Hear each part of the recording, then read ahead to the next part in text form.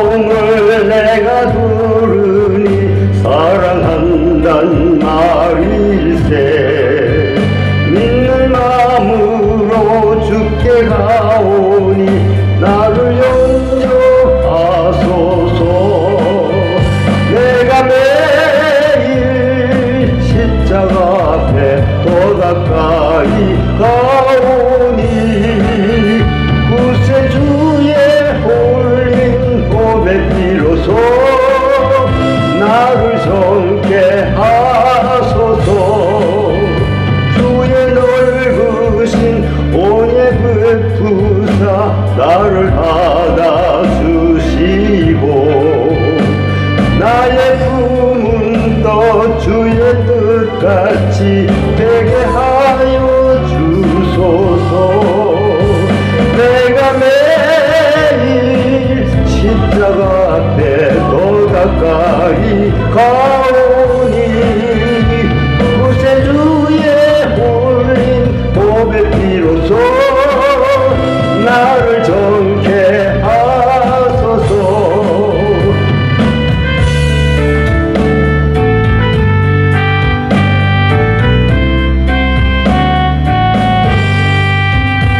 주의 보좌로 나갈 때에 어찌하니 기쁠까. 주의 얼굴을 항상 배우니 더욱 친근합니다. 내가 매일 십자가 앞에 더 가까이 가오니 구세주의 홀린 보배 피로소 나를 정케 하소서. 우리 구주의 넓은 사랑을 종량할 자 없으며 주가 주시는 참된 기쁨도 헤아릴 수 없도다. 내가 매일 십자가 앞에 더 가까이 가오니 구세주의 홀린 보배 피로소 나를 정케 하소서.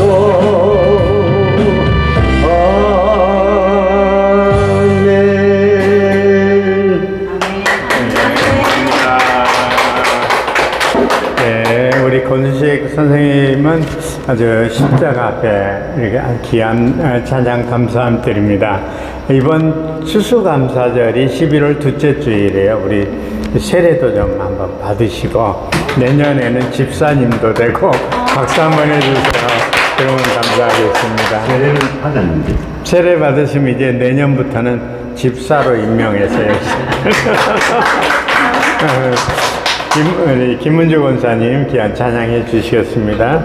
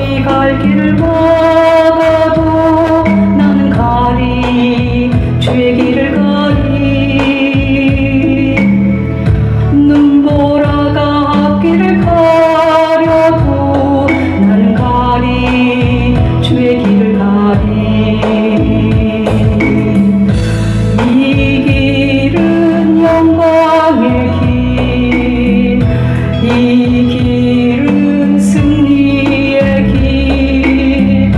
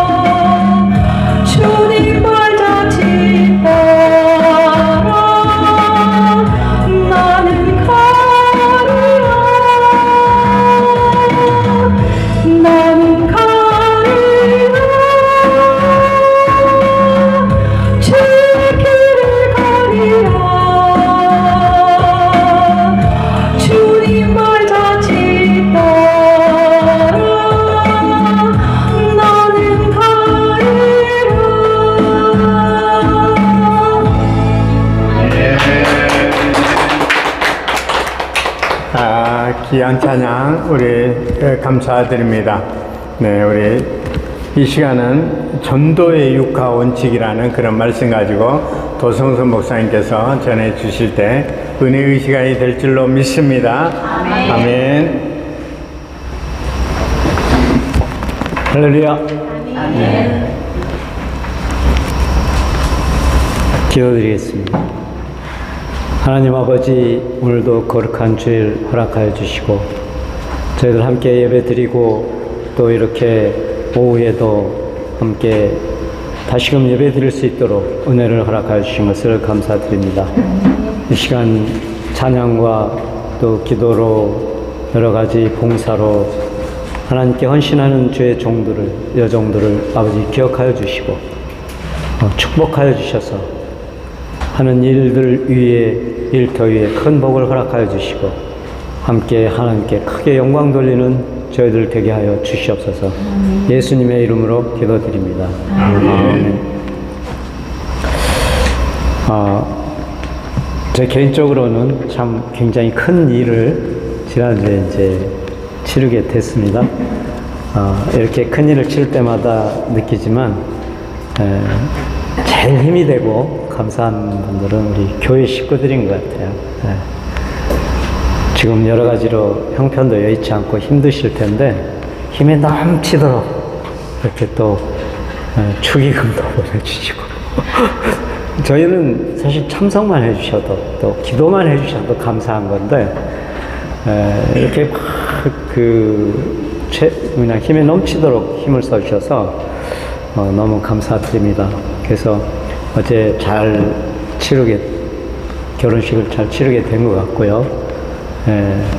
느낌이 좋습니다. 하나님께서 원래 맺어주신 짝이고 또 하나님께서 그 가정에 큰 축복을 내리셔서 앞으로 함께 동역하는 그런 가정이 될 것 같습니다. 여러분 너무 감사드립니다. 오늘 본문 말씀은 이제 에베소서 6장 10절에서 12절 말씀인데 특히 오늘 이제 11절 말씀이나 또 10절 말씀은 우리가 늘 많이 봐왔던 말씀이고 하나님의 전신갑주를 입으라.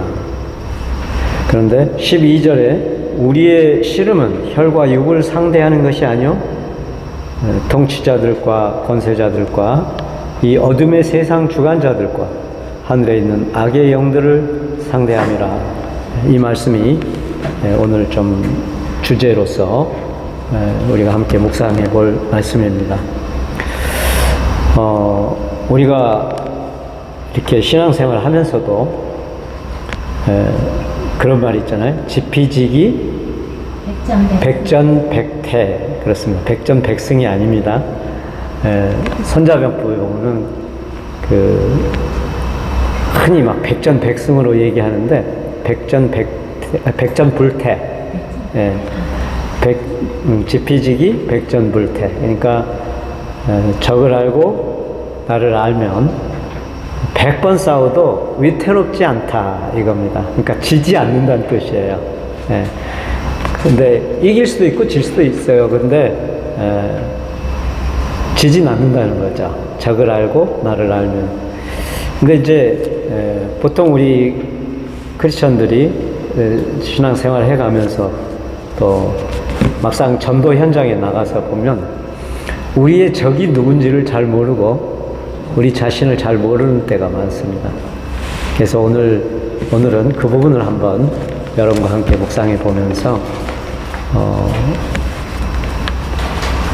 다시 한번 그 전도의 용사로서, 기도의 용사로서 우리가 어떠한 준비가 또 어떠한 무기가 필요한지 한번 생각해 보려고 합니다. 선교 현장은 항상 영적 전쟁으로 볼 때 최전방입니다. 우리나라가 지금은 기독교가 이렇게 1000만이 넘고 여러 종교 가운데서도 가장 많은 사람들이 신앙생활하는 개신교입니다. 그런데 한 100년 전, 130년 전만 해도 우리 이 땅이 굉장히 선교의 전초 기제였습니다. 최전선이었습니다. 이제 우리가 잘 아는 토마스 선교사의 순교 얘기도 있고 평양 대풍 또 여러 가지 얘기도 있지만 이 호남 전라도 지방의 선교가 어떻게 시작이 됐고 또 어떻게 전개가 됐고 오늘날 어떻게 됐는가 이걸 보면요, 여러분 굉장히 은혜스럽습니다. 우리나라에 오신 선교사님들이 정말 훌륭한 분들이셨던 것 같아요. 공부도 많이 하시고 또 의사인 분도 있고 막 여러 가지 교육, 철학 이런 데 능하셔서 100년 앞을 보고 힘을 투자하신 것 같아요. 그냥 그 당시에 얼마나 많은 성도들을 모으느냐 막 이런 데 급급한 게 아니고 아주 큰 나무를 키우듯이 100년 앞을, 그래서 교육은 100년 대계라 그러잖아요. 그때 선교사들이 뿌린 씨앗과 이런 것들이 보면 오늘날 우리나라 한국을 만든 거예요. 우리가 저절로 된 게 아닙니다. 예. 근데 전라도 지방에도 아주 감동적인 이야기가 있습니다. 왜 지금 오늘 그 얘기를 꺼내냐면 제가 고향이 광주거든요. 전라도 광주. 아버님은 평양이 아니라 함경도 함흥이 고향이세요. 그리고 우리 할아버님은 또 의사하셨어요. 그래가지고 거기서 그 많은 일들을 하셨었는데 굉장히 유지로서 살으셨는데 해방 뒤에 이제 소련군이 막 오고 공산주의가 막 점령이 되니까 아버님 이하 아버님 형제분들이 이제 월남을 하셨죠. 그리고 나중에 6.25 때 이제 할아버님과 할머님 또 가족들이 다 내려오시기도 하고 다 모든 걸 거의 다 놔두고 기반이 거기가 이제 우리 도시, 제가 도시잖아요. 근데 도시가 성주 도시라 합니다. 경상도의 성주가 본인데 성주 말고 북쪽으로 가서 또 퍼진 홍원 도시라고 합니다. 그러니까 본은 원래 다 성주지만 이제 북쪽으로 가서 이제 된 그 성들이 이제 그 어떤 일가족들이 이제 홍원을 중심으로 해서 이렇게 돼가지고 홍원 도시여서 거기에 사실은 친척이나 여러 모든 기반들이 다 남아 있었어요. 재산도 이제 그 당시에 의사 생활하고 그러면 돈도 잘 벌고 그러는 것 같아요. 그래서 여러 가지 재산도 있고 그랬었는데 아무튼 아버님이 월남하신 다음에 처음에 남쪽에 오셔서 아무 근거지가 없으시니까 이제 교회에 소개받아서 목사님이셨으니까 그때도 교회 시골교회도 가시고 뭐 섬도 가시고 충청도도 가시고 부산 광안리교회라는 데도 가시고 이렇게 해서 이제 다니시니까 저는 태어나긴 거기서 광주에서 태어나고 초등학교 때는 전국을 이렇게 다니다가 중학교 때 다시 광주로 아버님이 다시 수피하려고 교목으로 가셨어요. 그래가지고 거기서 굉장히 오랫동안 이제 그 초등학교에서 한 4, 5년 계시다가 이제 고등학교 때부터는 서울로 올라와서 이제 뭐 지금 40년, 45년 지났으니까 이제 거의 뭐 서울 사람처럼 살고 있는 거죠. 그런데 이제 광주 태어난 곳이 양림동입니다. 제가 태어난 곳이. 방직공장? 네, 방직공장도 있었고요. 그 양림동이 선교부, 미국 남장로교 선교부라는 게 있어가지고 이렇게 거기가 원래 동산이 있어요. 네, 광주가 참 그 대도시에서 가깝게 무등산이라고 도시에서 아주 가깝게 큰 산이 있습니다. 무등산이 있고 그 다음에 또 언덕베이가 있는데 거기에 도청에서 가까우면서 양림동 언덕산에 선교사들이 뿌리를 내렸어요. 원래는 그 선교사들이 원래는 거기가 어린애들 갖다 묻는 공동묘지였어요. 그런데 그냥 나무도 한 그릇 없고 뭐 시원찮은 그런 땅이었지만 언덕배기 가서 선교사들이 거기서 5만 평이 넘게 샀습니다. 그래가지고 거기 선교부를 세웠는데 제가 태어났을 때는요, 그리고 이제 초등학교 들어가기 전 어린 시절에 보면 크리스마스 카드에서 보는 것처럼 나무가요, 어른들, 아름드리 나무로 한 3명이 이렇게 해야 될 정도 호두나무며 막 이런 나무들이 쫙 숲을 이루고 있었어요. 그래서 크리스마스 카드에 보면 막 눈 덮인 큰 그 나무들, 아름다운 나무들이 있는 그런 장면이었어요. 난 그래서 세상이 그런 것인 줄 알았어요, 다.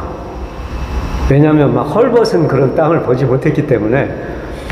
제가 있던 곳이 이제 그 선교사 동산인데 관사 그 부분이었는데, 얼마나 분위기가 좋은지, 또 가을이 되면 뭐 호두 다 따가지고 막 호두 한 가마씩 집집 다 돌려주고, 그래서 아주 그 자연 풍경이 좋은 곳에서 그렇게.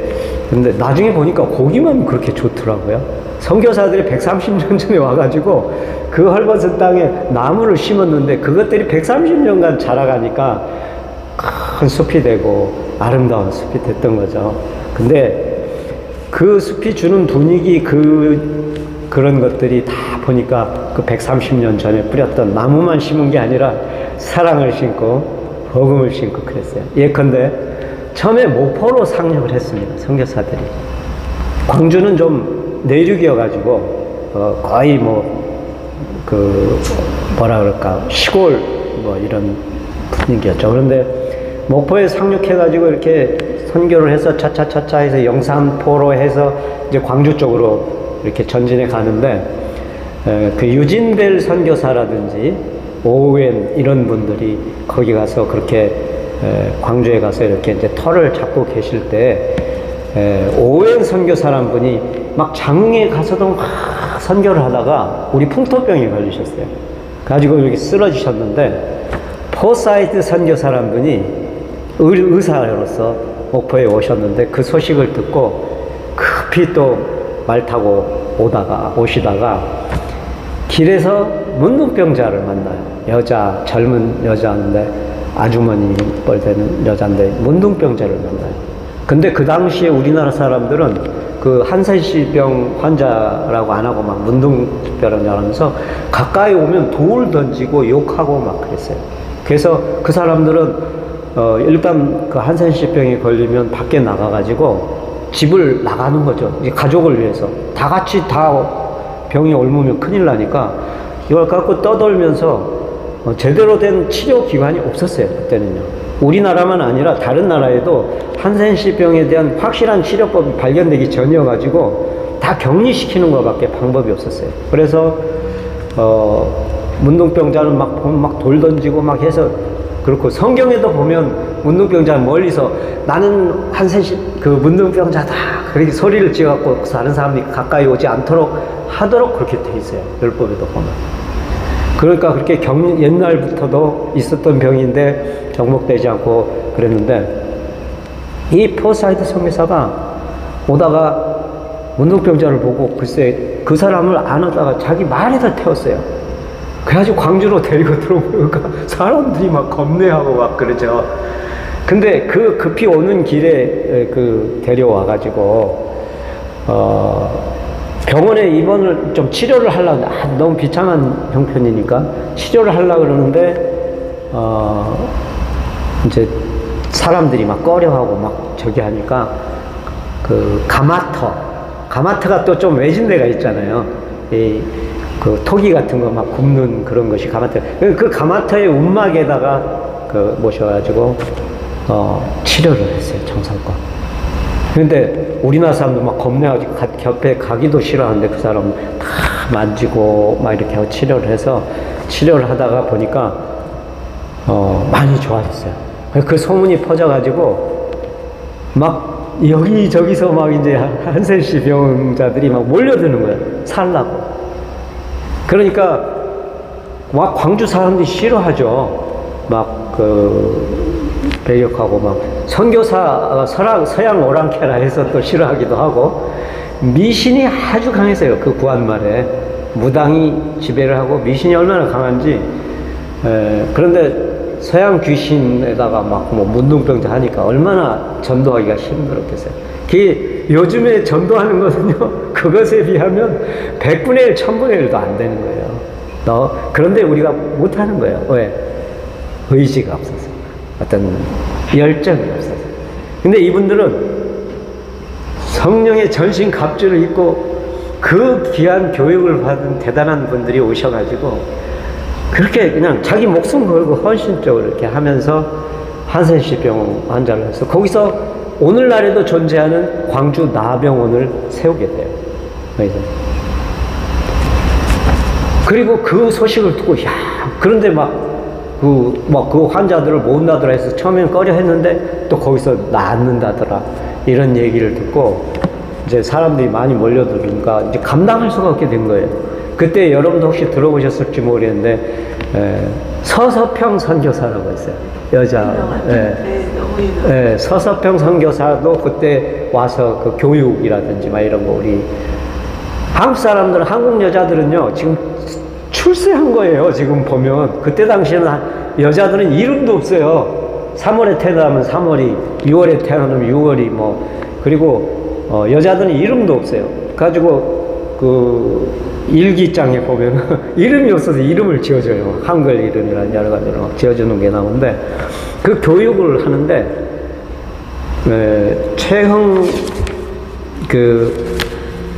최흥종 목사님이라는 분이 또 계셨어요.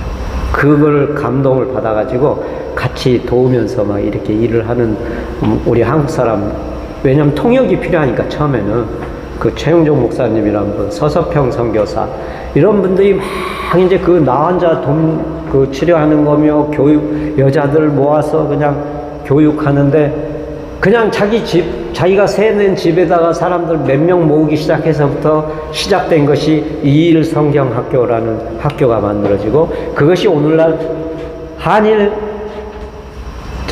대전에 보면 한일신학대학 있죠. 그리고 대전신학대학. 그게 된 거예요. 한일신학대학. 그래가지고 그렇게 교육이 시작하는데, 이 포사이드 선교사가 그렇게 의료를 가지고 봉사를 할 때 서서평 선교사가 이게 도저히 이렇게 안 되겠다. 그리고 한국 사람들 의식이 너무 안 돼서 이거를 정부를 설득을 해서, 왜냐하면 그때 당시에 정부하고 관계가 좀 괜찮았어요. 선교사들하고. 왜냐하면 고종이 선교사들이 그래도 대단하다는 걸, 실력이 있다는 걸 알고 선교사들을 의존했어요. 그래가지고 알렌 선교사 이런 사람들은 총을 차고 고종 황제를 호위하기도 하고 그랬어요. 지켜주기. 근데 막 고종이 보면 자기 생명 위태함을 느껴가지고 막 일루 피신하기도 하고 막 아관 파천이라 해서 러시아 공사관으로 가기도 했죠. 그게 사실 우리 비극의 시작입니다. 러시아 공사관으로 가지 말았어야 돼요. 근데 그렇게 하고 이랬던 시절인데, 이 서서평 선교사하고 이 최흥종 목사님이 서울에 와서 나환자들 129명인가 데리고 와가지고 시위, 나쁜 의미의 시위가 아니라 호소하는 그런 시위를 한 거예요. 서울에 와서. 그래가지고 나환자들이 이렇게 사람들로부터 경계를 받고 있으니까 어딘가 좀 우리가 가서 안정을 할 수 있는 장소와 이런 걸 좀 제공해 달라. 그래갖고 요청했는데 그게 다행히 그때 당시 그 조정에 반영이 됩니다. 그래가지고 알렌 선교사가 와서 굉장히 막 기적을 일으키잖아요. 민영환을 민영환 조카인가요? 저기를 막 칼로 죽을 수밖에 없는 사람을 살리고 막 이래서 의료생이. 그래서 미국 선교사들에 대한 기대감이 있어갖고 이제 그 부탁을 들어주는 거예요. 그래가지고 그때 여수 애향원 그 자리가 이제 거기도 애향원이 그냥 거저 세워진 게 아니라 반도 모양으로 이렇게 바닷가로 둘러싸여 반도 모양으로 이렇게 나가서 그 나병 환자들 거기다 이렇게 하면은 좀 격리하기가 좋다. 이래가지고 이제 이렇게 한 거죠. 그리고 소록도 병원도 이 서서평 선교사하고 최흥종 목사님이 가서 얘기한 결과 포사이트 선교사하고 협력해서 그렇게 해서 만들어진 겁니다. 오늘날까지 그게 이어지고 있죠. 지금 여수의 애양원은 나병 환자들이 없어요. 그때 당시에 앓던 사람들이 나와가지고 아직도 생존한 사람들이 있어요. 근데 얼굴은 다 몽골해지고 막 완전히 막 무섭죠. 귀신같이 막 무섭게 생기고 그랬는데 그런 분들이 아직도 살아서 그 증언을 해주는 거예요. 포사이트 선교사, 그리고 또 6.25 때 거기에 누가 있었어요? 여수 애양원 교회 6.25 때 누가 계셨죠? 사랑의 원자탄 손양원 목사님. 손양원 목사님이 그때는 또 6.25 때는 책임지고 이렇게 인도하실 때인데, 그 얘기는 또 길어지니까 이제 그만하겠습니다. 근데 하여튼, 이 우리나라의 나병 환자의 치료 역사 이런 것들이 다 그 보어사이트 선교사가 길에 지나가다가 너무나 불쌍해서 그 여인을 자기 말에다 태우고 이렇게 들어와서 시작한 사랑의 씨앗을 뿌린 것이 오늘 그 결실을 맺고 있는 거예요. 네. 그래서 그 양림동에 가보면요, 여러분, 오웬 선교관이라든지 막 옛날 그 건물들이 있어가지고 우리나라 같지가 않고 너무 좋아요. 그리고 저는 거기서 태어나서 그런지 정말 거기가 너무 그 집처럼, 가정처럼 그렇게 포근하고 좋은 곳입니다. 그리고 그 선교 동산에 가보면 우리나라에 와서 그렇게 하다가 순교일 수도 있고 그냥 이제 그 돌아가신 선교사님들일 수도 있죠. 거기 선교들 다 묻혀 있어요. 얼마나 성스러운 곳인지 몰라요, 가보면요. 그런데 오늘날 어떻게 된지 아십니까? 거기를 다 해치고 정률성 기념거리, 정률성 공원을 만든다는 거예요. 그럼 정률성이라는 사람이 누구냐? 태어나기는 광주에서 태어나긴 했어요. 그런데 그 일제시대 때라든지 뭐 이럴 때 만주로 가고 중국으로 가서 중국군 팔로군에 들어가서 중국군 팔로군의 응원가를 만든 사람이에요. 음악가예요. 그리고 우리 저기 6.25 때 중공군들이 많이 여기 몇십만이 진출했었잖아요. 15만, 몇십만이죠? 30만인가? 네, 그렇게 진출을 했었는데, 그때 같이 왔어요. 와가지고 그 중공군의 일원으로 왔었고, 와서 그때 6.25 때 우리나라에 그 옛날 내려오던 그 악보들, 이런 걸 다 이렇게 민가에 가지고 있는 것도 그렇고 그런데 막 수집을 했어요. 그러니까 나쁘게 말하면 탈취해갖고, 좋게 말하면 이제 흩어져 있는 거 자료들을 모으는 음악가의 어떤 정신으로 했다라고 할 수 있죠. 그래가지고 6.25 때는 또 북한군에도 군가를 만들어줬어요. 그리고 혁명의 어떤 그런 걸 찬양을 하고 막 이렇게 했던 사람이에요. 광주란 땅에다가 좋게 만든 건 하나도 없어요. 그냥 중국으로 가가지고 중공군 저기가 돼서 출세한 음악가고, 그리고 인민군 따라서 내려왔던 사람이에요. 근데 그 사람을 기려서 이 선교사회가 뿌려놓은 이 성스러운 자리를 다 밀어버리고 붉은 광장을 만든다는 거죠. 왜 그러냐? 광주의 도지사라든지 광주시장이라든지 이 사람들이 다 이제 좌파 계열의 사람들이에요. 그래가지고 막 사람들이 항의를 하고 따지니까 하는 말이, 정률성이 유명하니까 중국 관광객들이 오면 관광 수입이 늘어난다 이거예요. 아니, 거기 정률성이라는 사람이 중국 사람도 아니고 한국 사람인데 그 중국군에 협력했던 사람인데 귀화하긴 했죠. 그런데 그 사람 저기를 위해서 그 공원 보고 그러기 위해서 그렇게 많은 관광객이 온다고요?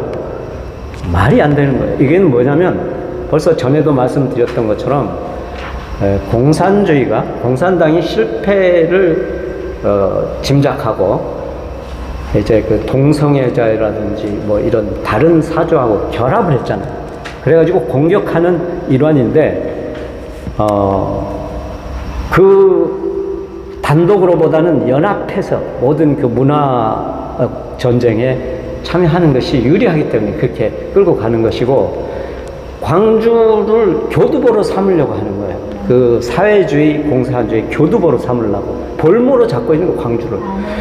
여러분, 호남이나 광주에서 다 저기 가면 얼마나 기독교 신앙뿐만 아니라 뿌리가 대단하고, 우리나라의 중요한 민주 세력들이 다 거기서 또 나오기도 했어요. 정권을 실제로 잡지는 못했지만 많이 나왔어요. 그런데 거기를 지금 정신적으로 이렇게 정복을 하고 있는 거예요. 그래가지고 세상에 그 선교사들이 뿌려놓은 그 아름다운 터전, 그리고 너무나 그 천국 같은 그런 곳을 갖다가 정률성 거리로 밀어버리고 다 해버린다니까 기가 막힐 노릇인 거죠. 오늘 본문에 보세요. 우리의 싸움은 혈과 육을 상대하는 것이 아니요 통치자들과, 이 통치자들은 정권을 잡은 사람 말하는 거죠. 권세들과 이 어둠의 세상 주관자들과 하늘에 있는 악의 영들을 상대합니다. 이 지금 통치자나 정치가들을 하늘에 있는 악의 영들이라고 이렇게 얘기하면 잘못하는 거죠. 그런데 배경에 악의 영들이 있고 어둠의 세력으로 지금 활동하고 있는데 자기 자신들이 무슨 일을 하는지도 모르고 그게 나라와 민족을 위해서 일을 하는 건 줄로 알고 있는 거죠. 그 사람들은. 그래서 정률성 거리를 만들지 않은 사람들, 우리나라를 막 이상한 공산주의 국가로 만들자고 해서 그러겠어요? 아니에요. 그게 우리나라를 위해서 좋은 일인 줄 알고 그러고 있는 거예요. 사상이, 교육이, 세뇌가 이 잘못되어 있기 때문에. 그래서 오늘날에도 그 광주에 가보면 이제 유진벨 선교 기념관이라든지 이런 그 수피아여고, 그 다음에 호남신학대학교, 뭐 광주 양림교회 쫙 보면 그 기념관들이 아직도 존재합니다. 그리고 그래서 참 아름다운 그런 선교의 전체 기지였죠. 거기에서 선한 싸움을 싸워서 이겼어요. 그래서 오늘날에 이런 한국 기독교가 되는데 크게 기여를 했습니다. 그런데 우리가 간과했던 게 있죠. 그게 뭐냐면 씨앗의 원리. 우리 기독교와 그리고 우리 자유민주 세력들이 이렇게 확 성장하고 있으면서 지금 동시에 가라지 씨앗들이 뿌려지고 있고 저 음지에서 막 갈고 닦고 있다는 것을 그 피눈물 흘리면서 한 그 노력들을 우리는 잊어버리고 있었단 말이에요. 저 안에서 곰팡이가 자라듯 세균이 자라듯 막 그렇게 자라고 있었단 말이에요. 여러분 인민군 저 지리산 빠치산에 들어갈 때 3대 각오가 뭔지 아세요? 굶어 죽을 각오, 맞아 죽을 각오, 얼어 죽을 각오. 이 각오가 된 사람만 들어가라는 거예요. 그런데 그렇게 들어갔어요. 다 지식인들이. 그리고 실력이 뭐가 뭔지 잘 모르는 사람들은 그런데도 잘 못 들어가요. 어떨 때 나중에 선동하면 휩쓸리긴 하지만 진짜 지리산까지 들어간 사람들은 정말 학교 선생님이라는 지식인들 훌륭한 사람들이 많았어요. 근데 그 사람들이 들어가서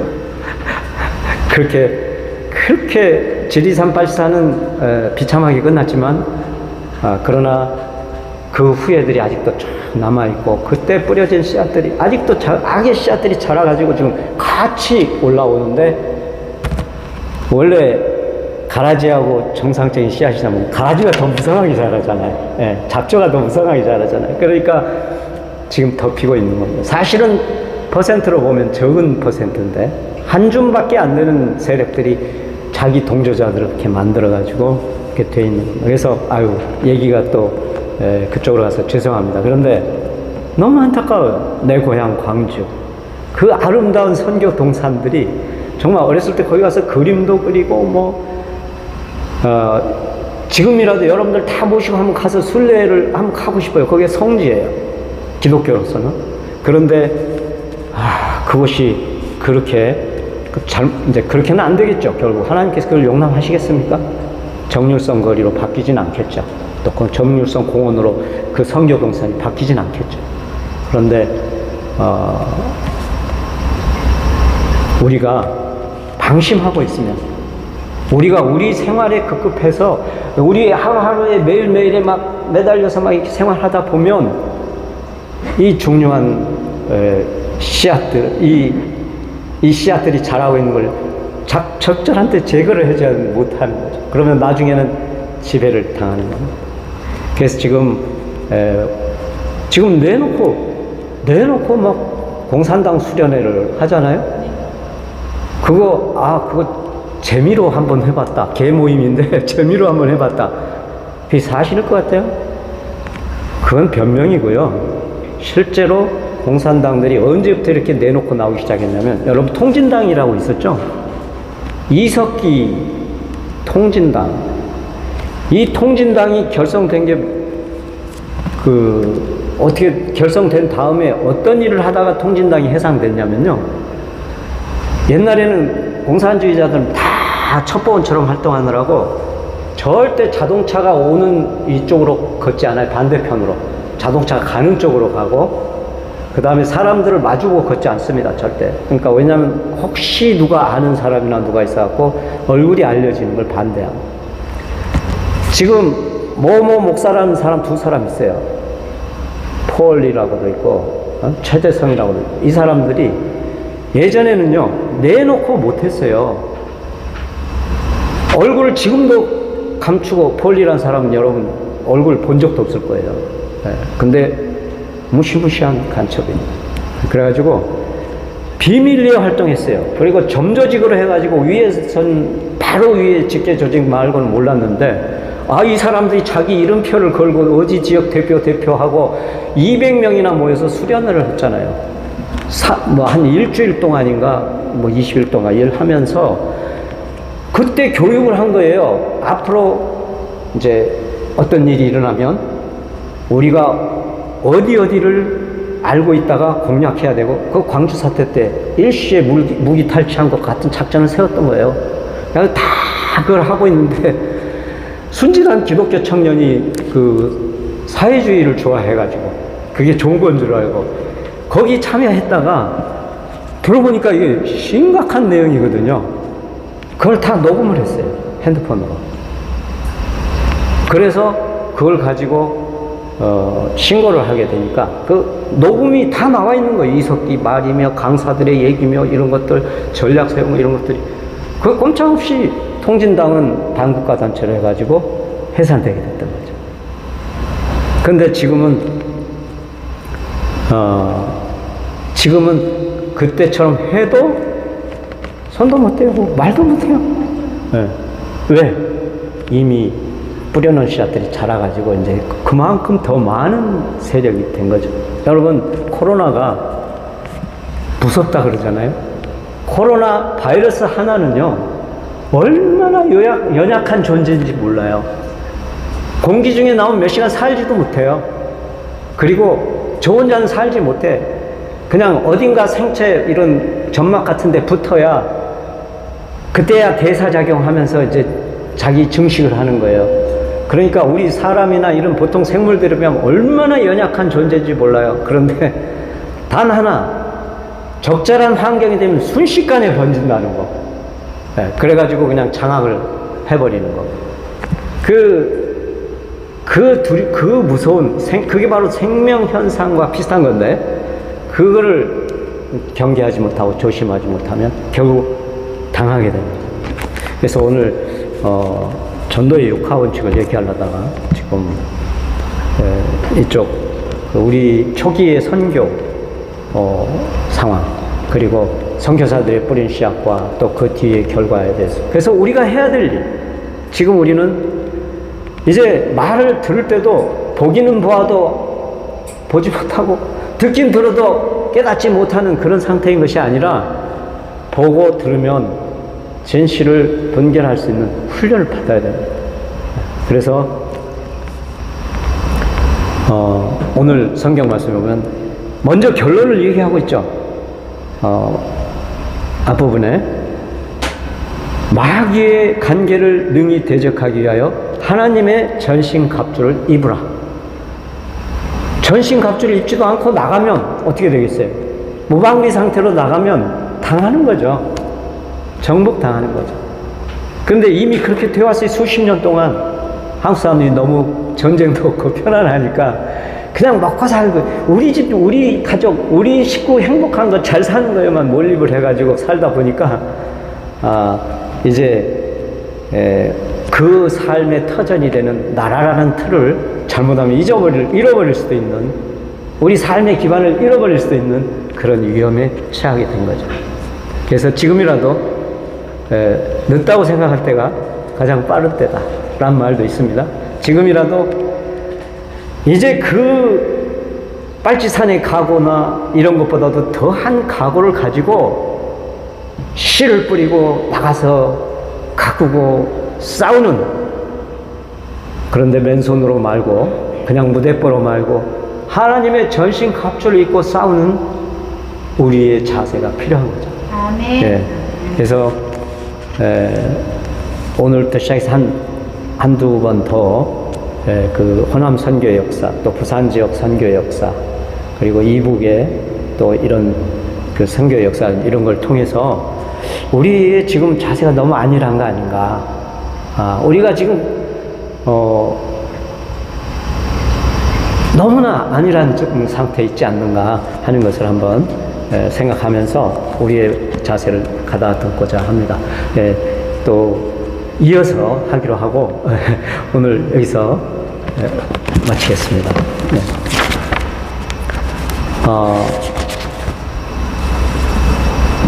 사랑하는 성도 여러분, 신앙생활은 영적인 싸움입니다. 우리는 날마다 사탄 마귀와의 치열한 영적인 전쟁터에서 싸우며 살고 있습니다.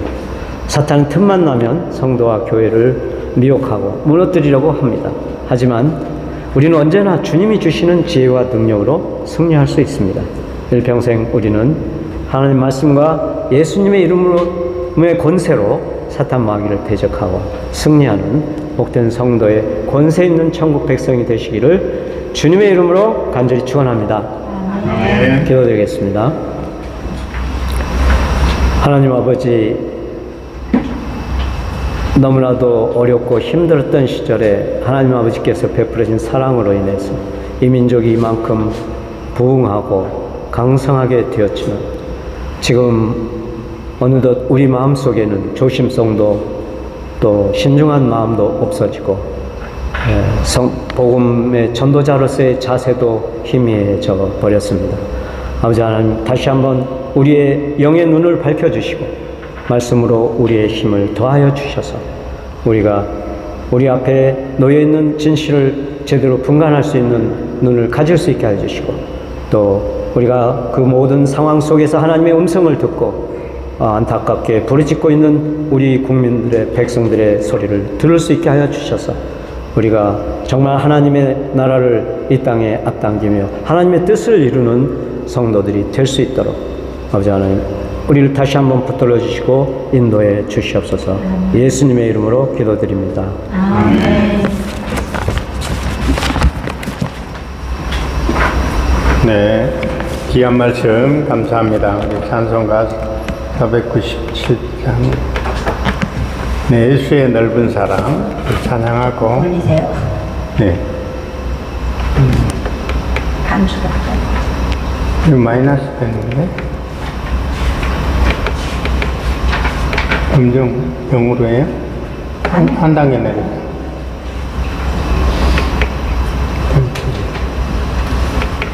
템포 0. 다시 보고. 예수의 넓은 사랑 찬양하고 헌금 예물 드리도록 하겠습니다.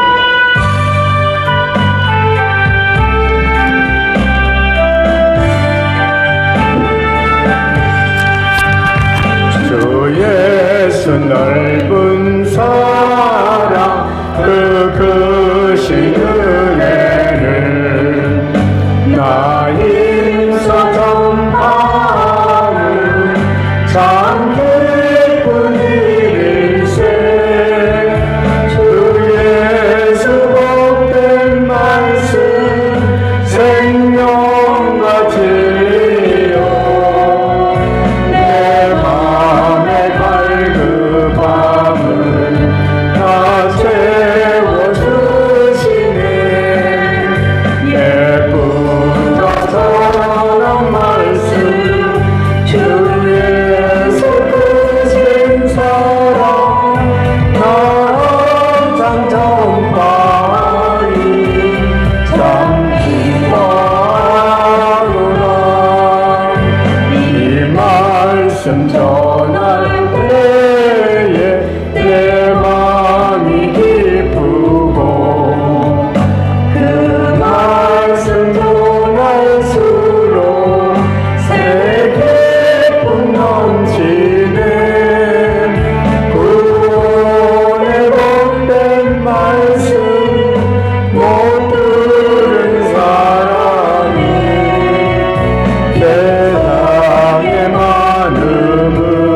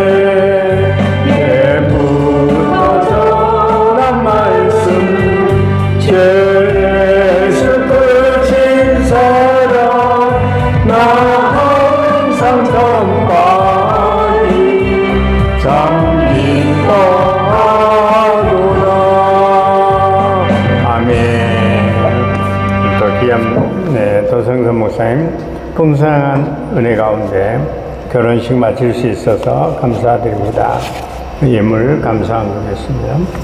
성경금, 네, 그 다음에 주일원금, 이원옥 권사님, 네, 권우식 교수님 이렇게 감사드리겠습니다. 함께 기도하겠습니다. 하나님 감사합니다. 오늘 또 귀한 말씀을 먹여주시고 우리에게 영혼을 소원을 만족케 해주시니 감사드립니다. 생명의 말씀을 혼자서만 받아 먹을 것이 아니라 많은 이웃에게도 아버지 하나님 나눌 수 있는 지혜를 허락하여 주시고 마음을 주셔서 복음을 전할 수 있도록 은혜 베풀어 주시옵소서. 우리들의 삶을 통해 구원받는 자의 기쁨을 누리게 하신 하나님 아버지께 구별하여 준비한 예물 드립니다. 10의 1조 감사한금, 주일원금, 성경금 기쁘게 받아 주시옵소서. 예물 속에서도 기도 제목이 있습니다. 가정마다 하나님 은혜가 충만하고 그 가정이 일어나고 아버지 하나님 새 가정을 이끄는 가정도 있었습니다. 아버지 그 가정에도 하나님 은혜가 충만하게 임재하여 주시옵소서. 가정마다 기도하는 제목이 모두 복되게 하여 주시고 치유되게 하여 주시고 구원받는 은총에 감사하여 아버지 하나님 앞에 헌신적인 신앙생활 할 수 있도록 은혜 베풀어 주시옵소서. 우리에게 허락하신 모든 것이 주님 것이오니 그 중에 제일 작은 것으로 드렸습니다. 기쁘게 받아주시고 모여진 예물이 주의 사업을 위해 아버지 선교사에 위해 쓰여지는 예물이 되게 하여 주시고 영광되게 하여 주시고 손길에 기억하시어 그 손길도 가정에 생명력이 일어나는 우리 그리스도인들이 되게 하여 주시옵소서. 물질에 대한 청지기 사명을 잘 감당하게 하여 주시고 아버지 물질이 쓰여지는 곳마다 주님 영광만 나타나게 하여 주시고 선교 현장까지 다 달려가는 귀한 예물이 되게 하여 주시옵소서. 감사하며 예수 그리스도의 이름으로 축복하며 기도하옵나이다. 아멘. 네, 오늘 유튜브와 키키스타 또 늘 편안한 요양센터 마천동에 있는 또 365데이 거기에서도 같이 예배를 드려주심을 감사드립니다. 함께 박수로 환영하겠습니다.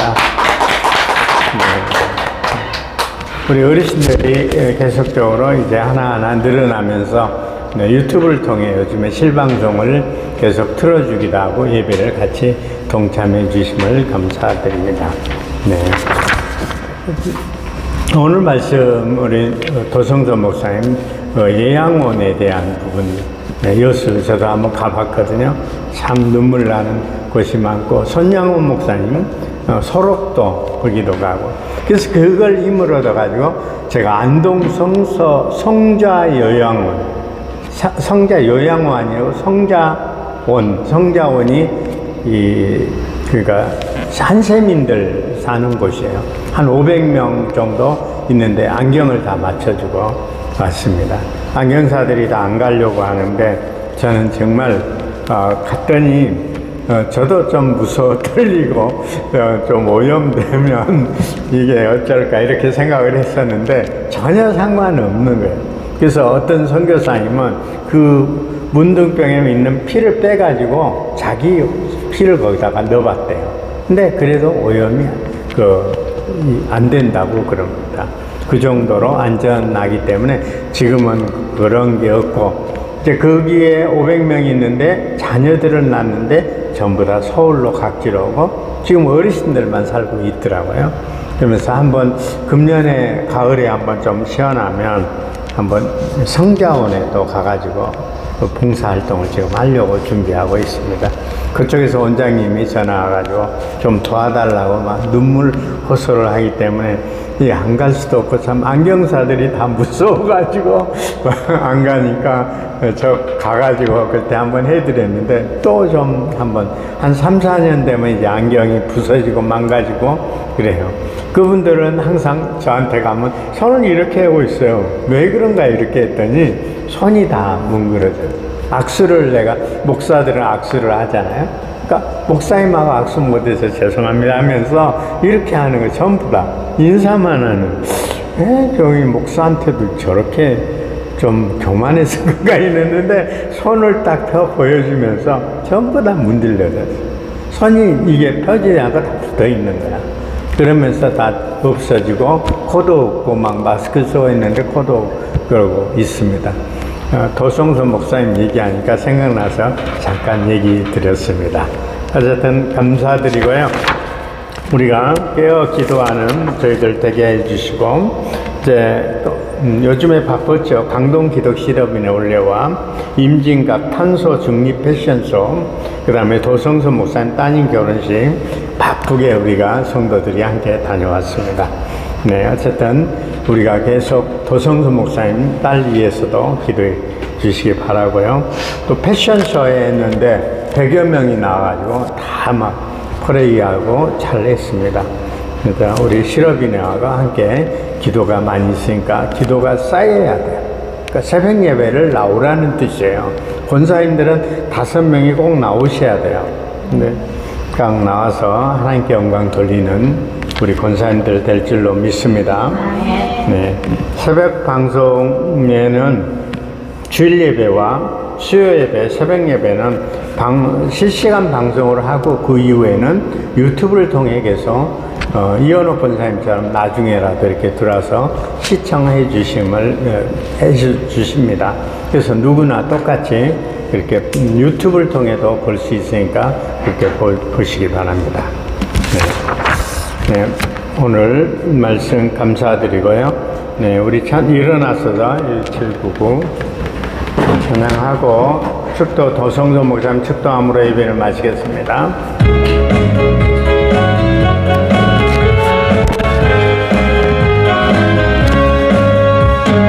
반드시 내가 너를 축복하리라. 반드시 내가 너를 들었으리라. 천지는 변해도 나의 약속은 영원히 변치 않으리. 아멘. 두려워 말라. 강하고 담대하라. 낙심하며 실망치 말라. 낙심하며 실망치 말라. 실망치 말라. 내 소원 이루는 날 속히 오리니 내게 영광 돌리니 영광의 그날이 속히 오리니 내게 찬양하여라. 반드시 내가 너를 축복하리라. 반드시 내가 너를 들었으리라. 세상에서 많이 사라졌어도 온전히 나를 믿으라. 두려워 말라. 강하고 담대하라. 인내하며 부르짖으라. 인내하며 부르짖으라.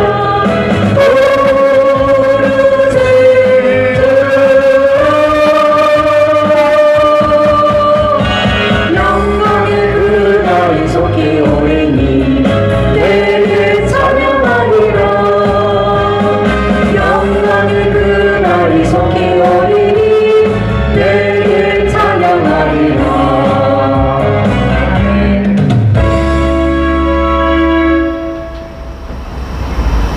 지금은 길이요 진리요 생명이 되신 우리 주 예수 그리스도의 은혜와 하나님 아버지의 무한하신 사랑과 성령의 감화 감동 새롭게 하심의 역사가 이제 혼탁한 영적인 싸움에서 성령의 전신 갑주를 입고 늘 임전태세로 승리하기로 다짐하는 엘린 비전교회 성도들과 방송으로 함께하는 모든 성도들과 한국 교회 위에 그리고 선교사들 위에 이제부터 영원토록 함께 하시기를 간절히 축원하옵나이다. 아멘.